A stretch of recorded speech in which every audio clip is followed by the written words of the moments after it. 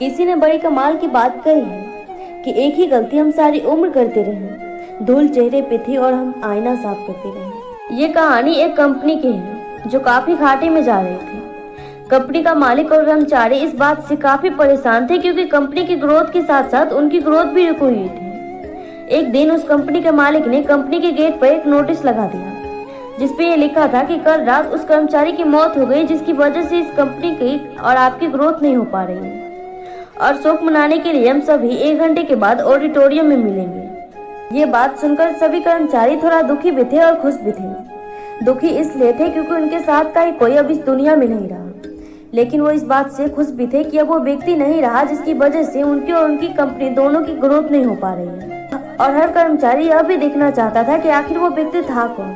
और 1 घंटे बाद सभी कर्मचारी ऑडिटोरियम में पहुंच गए। ऑडिटोरियम में एक कफन रखा हुआ था और बारी बारी से सभी कर्मचारियों को उस व्यक्ति को देखने का मौका मिला, लेकिन जब भी कोई इस कर्मचारी को कफन के अंदर देखता तो वो मायूस हो जाता और सर झुकाकर वहां से चला जाता, क्योंकि उस कफन के अंदर एक आईना रखा हुआ था। जो कोई भी उसके अंदर देखता उसे अपना ही चेहरा नजर आता। उस कफन में खुद को देखकर कर्मचारी ये बात समझ गए कि कंपनी की ग्रोथ में किसी और की नहीं बल्कि उन्हीं लोगों की वजह से कम हो रही है जो उस कंपनी में काम करते हैं। तो हमारी सफलता और हमारी फेलियर्स का कारण कोई और नहीं बल्कि हम खुद हैं। अगर हम अपने काम में 100% एक्सपर्ट नहीं देंगे तो हमारी ग्रोथ कभी हो ही नहीं सकती। काम चोरी किसी भी इंसान की लाइफ में कभी भी आगे बढ़ा ही नहीं सकती। हाँ, इस बात से फर्क नहीं पड़ता कि आप कंपनी के लिए काम करते या फिर आपकी खुद की कंपनी है।